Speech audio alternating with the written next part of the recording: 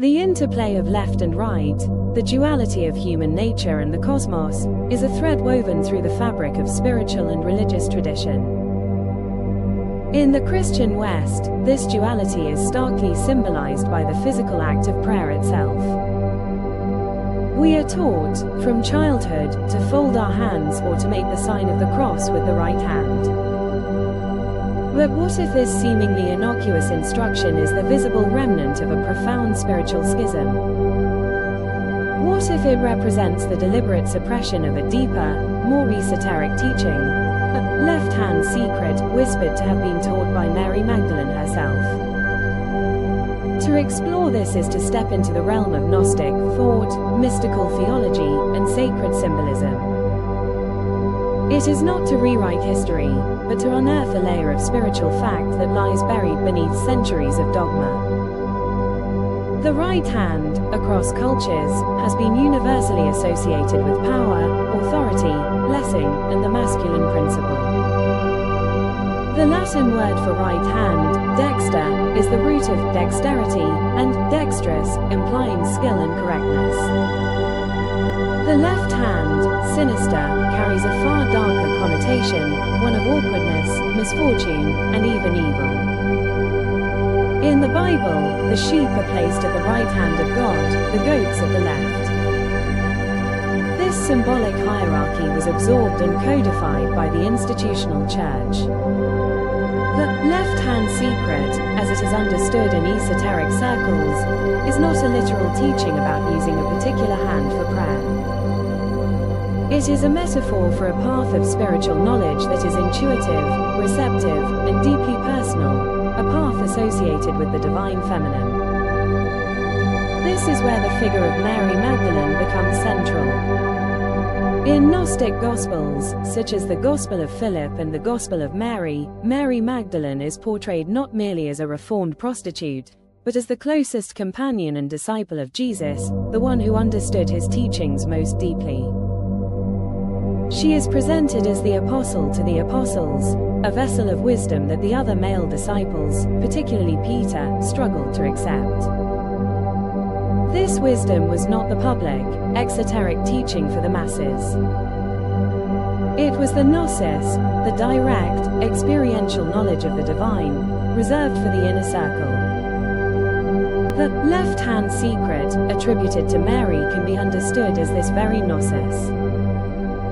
It is the knowledge of the divine within, the sacredness of the physical world, and the path of spiritual union that integrates, rather than rejects, the earthly and the sensual.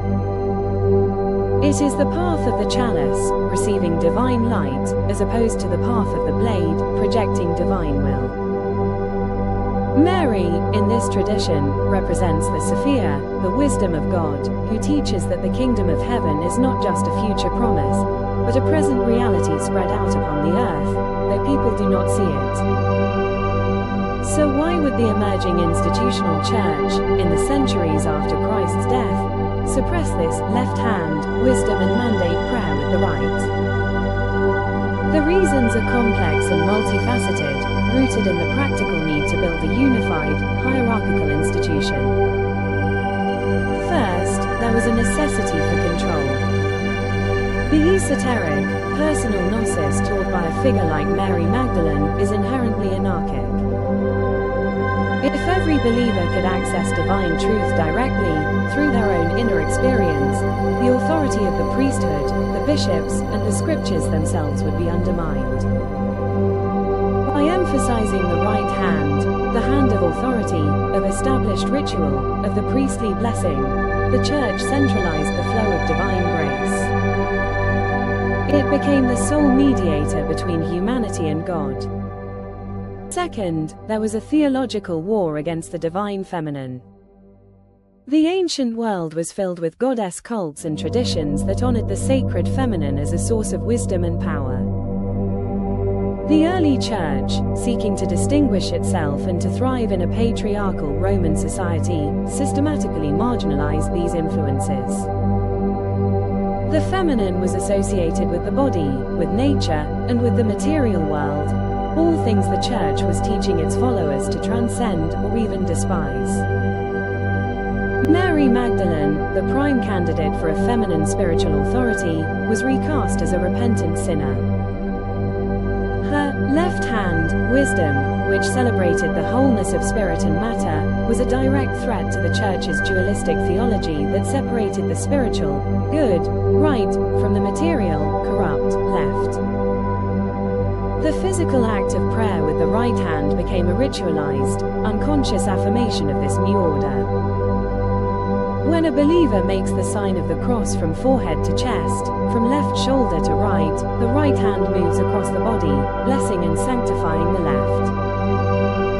It is a symbolic act of the conscious, authoritative will, the right, subduing and ordering the subconscious, intuitive self, the left. The left hand, representing the receptive, the emotional, the earthly, is not to initiate the sacred gesture, it is to be acted upon. This is the spiritual fact at the heart of the matter. The Church did not just teach you to pray with your right hand, it taught you to not pray with your left. It created a void, a silence around an entire dimension of spiritual experience. It severed the connection to the intuitive, embodied wisdom that Mary Magdalene is said to have embodied. To reclaim that left-hand secret today is not to renounce the right or to rebel against tradition for its own sake.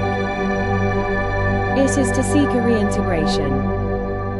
It is to understand that true spirituality is a marriage of both hands, the structure and discipline of the right, with the intuitive and heartfelt receptivity of the left.